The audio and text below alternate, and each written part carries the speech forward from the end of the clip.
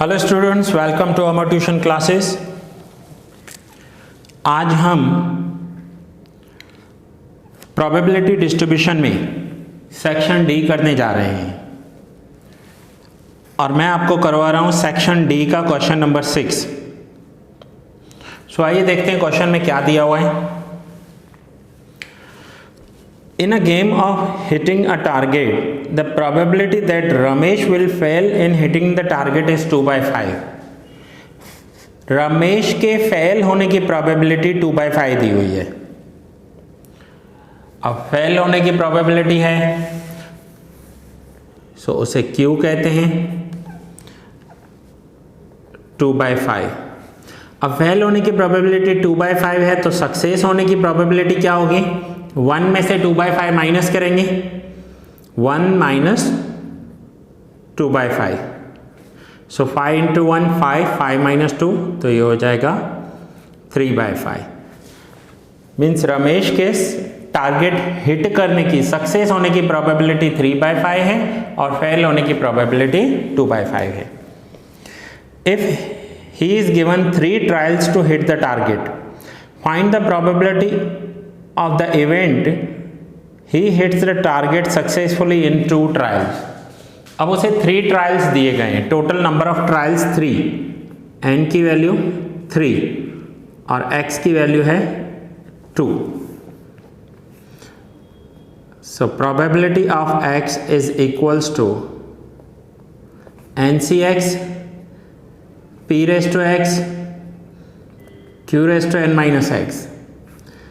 Now P2 हमें calculate करना है प्रोबेबिलिटी ऑफ 2। सो n की वैल्यू है 3 तो हम यहाँ पर लिखेंगे 3c2, x की वैल्यू 2 है, P 3/5 रेज़ टू x की वैल्यू 2 एंड q की वैल्यू है 2/5 and 3x2, 3 minus 2। now 3c2 की वैल्यू है 3, 3/5 का स्क्वायर करना है, सो 3 का स्क्वायर होगा 9, 5 का स्क्वायर होगा 25, 3 minus 2 मीन्स सिंगल पावर होगा 1, सो 2 divide by 5। So 9 into 3 27, 27 into 2 54, 54 divide by 25 into 5 तो ये होगा 125। ये है प्रोबेबिलिटी ऑफ 2 बाइनोमियल डिस्ट्रीब्यूशन। ये सम हुआ पूरा यहाँ पर। सो ये है question number 6 section D. Note down कर लीजिए आप।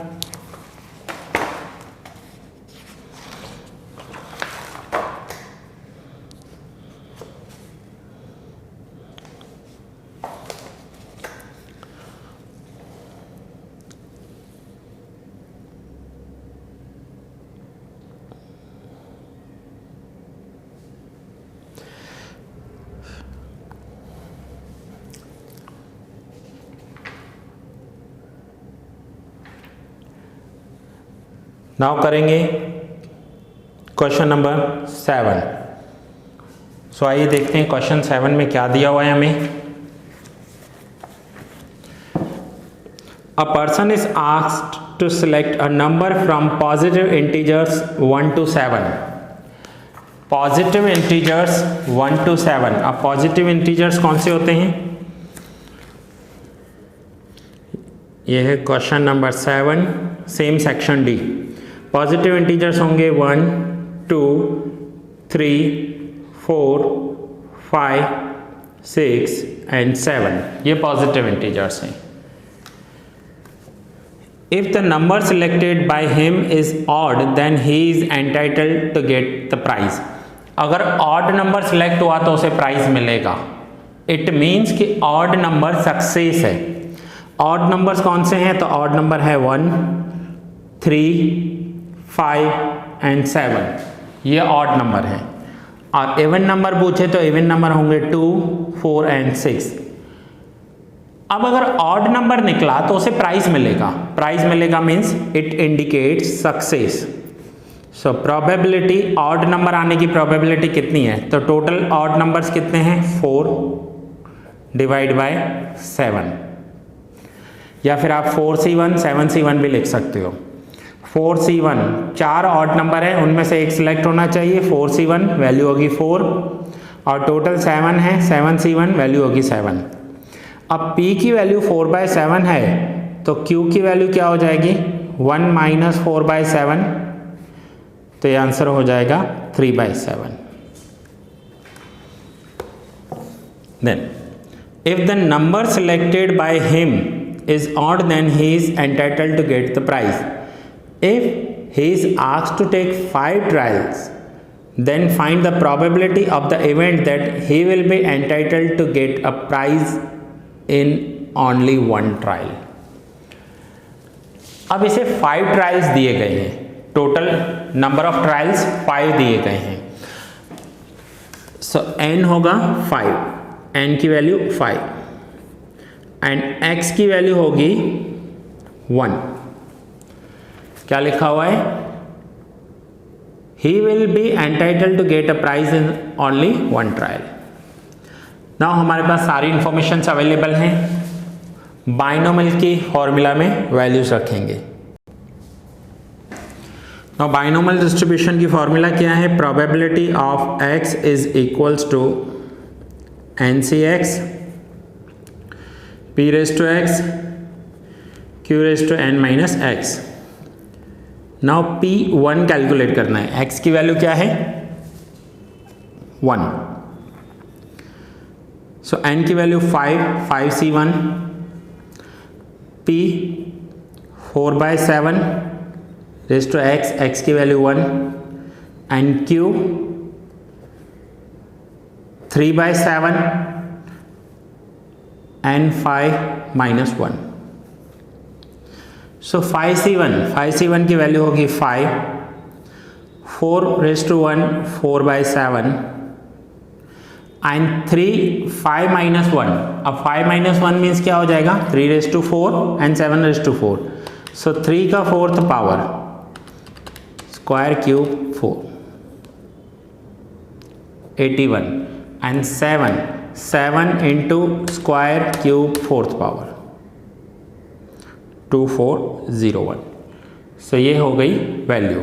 नाउ फाइनली मल्टीप्लाई करेंगे, सो 2401 इंटू 7, तो आंसर होगा 16807, और न्यूमरेटर में मल्टीप्लाई करेंगे 5 इंटू 4 इंटू 81, तो आंसर हो जाएगा 1620। ये है प्रोबेबिलिटी ऑफ 1, ये है इसका आंसर। सो ये था section D question number 7। Section D question number 7 note down कर लीजिए आप।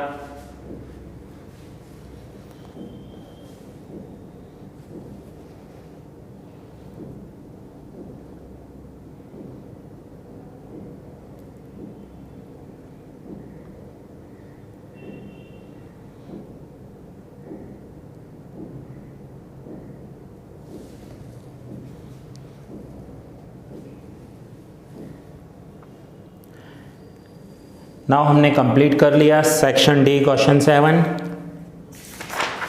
आइए नेक्स्ट क्वेश्चन करते हैं। Question 8, section D question 8।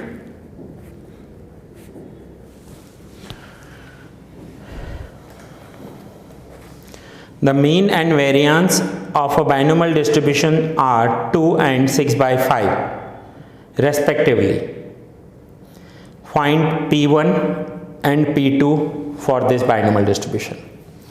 Now देखिए कोई भी binomial distribution हो, हमें P1 कैलकुलेट करना है या P2, हमें चाहिए parameters. Parameters means N and P।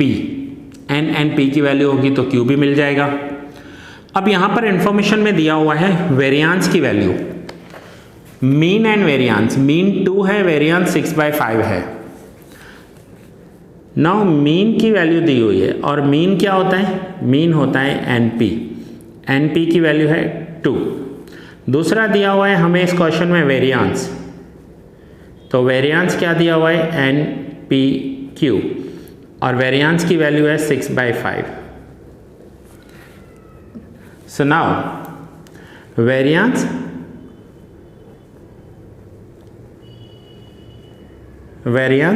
Divide by mean,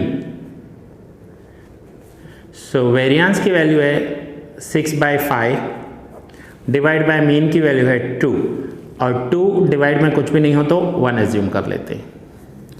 so now therefore variance की वैल्यू मैं रख रहा हूँ NPQ एंड मीन की वैल्यू रख रहा हूँ NP, और ये जो 1 है ये मल्टीप्लाई हो जाएगा 6 के साथ और ये 5 मल्टीप्लाई हो जाएगा 2 के साथ। So 6 × 1 divide by 5 × 2। Now N and P cancel हो गए, so therefore Q is equals to 6 × 1 6, 5 × 2 10। So therefore Q is equals to 2 का टेबल लगाएंगे तो 2 3 एंड 2 5। सो ये हमें फर्स्ट Q की वैल्यू मिल गई। अब अगर हमें Q की वैल्यू मिल गई है तो P कैलकुलेट करना इजी हो जाएगा।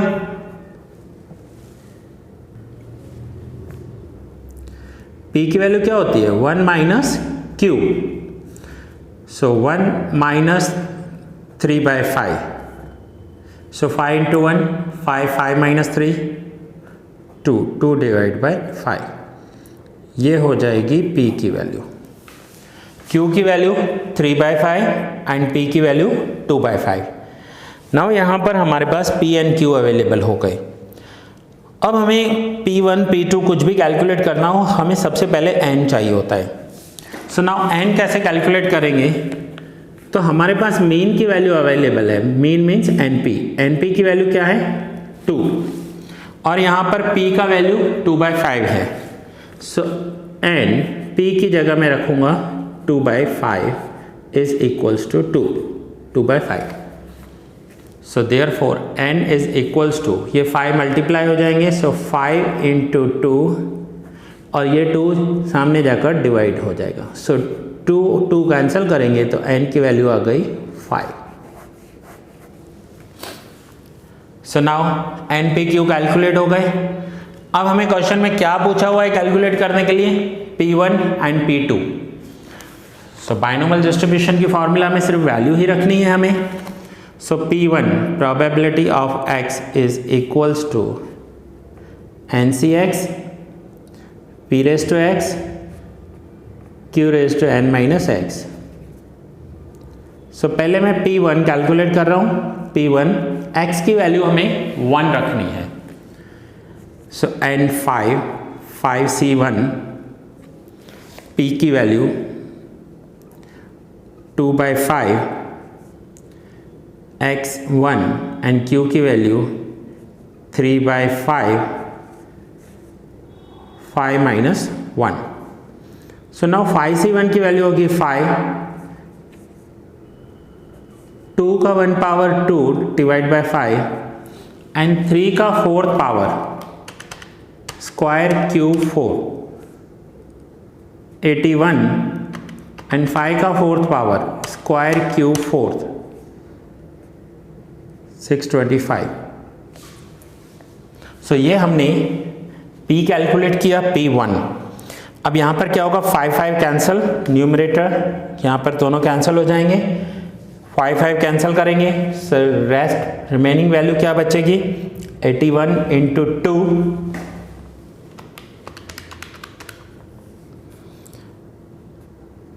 162 एंड 5 तो कैंसिल हो गया डिवाइड बाय 625। ये वैल्यू है P1 की, ये P1 का आंसर है। नाउ इसी सम में P2 कैलकुलेट करना है हमें P2 कैलकुलेट करने के लिए भी बोला हुआ है। सो P2 कैसे कैलकुलेट करेंगे, तो जहां पर मैंने 1 लिखा है वहां आपको 2 लिखना है। x की वैल्यू 1 है तो उसकी जगह 2 रखना, सो यहाँ पर P2 कैलकुलेट करने के लिए हो जाएगा 5C2 देन 2/5 पावर हो जाएगा 2 एंड 3/5 पावर हो जाएगा 5 - 2। सो ये P2 मैं आपको होमवर्क में दे रहा हूँ, ओनली P2 कैसे कैलकुलेट होगा ये आप मुझे होमवर्क में सॉल्व करके बताओगे। सो P1 तो मैंने आपको कैलकुलेट करना सिखाया, और ऐसे बहुत सारे सम हम बाइनोमियल एक्सपांशन, बाइनोमियल डिस्ट्रीब्यूशन के करके आए हैं। सो वंस अगेन बता रहा हूँ, n की वैल्यू 5, x की वैल्यू 2 रखनी है। P जस्ट हमने यहाँ पर कैलकुलेट किया 2/5, P की वैल्यू 2/5, Q की वैल्यू 3/5 और x और n के वैल्यूज रखने हैं। सो स्टूडेंट्स, ये सम सेक्शन D क्वेश्चन नंबर 8 हमने कंप्लीट किया। Section D question number 8। Now ये सम आप नोट डाउन कर लो। ये P की वैल्यू है, शायद आपको नहीं यहाँ पर नहीं कवर हो रहा है, तो मैं आपको थोड़ा सा ऐसे कवर करने का ट्राई कर रहा हूँ। देखिए, ठीक है, अब फुली कवर हो रहा है। सो अब आप नोट डाउन कर लीजिए सेक्शन D क्वेश्चन 8, और ये उसका सेकंड पेज। P2 आपको होमवर्क में है। सो स्टूडेंट्स, ये लेक्चर मैं यहाँ ही पूरा कर रहा हूँ। नेक्स्ट लेक्चर में कंटिन्यू करेंगे question 9 and section E। Probability आपका नेक्स्ट लेक्चर में ये चैप्टर पूरा हो जाएगा। सो मिलते हैं नेक्स्ट लेक्चर में।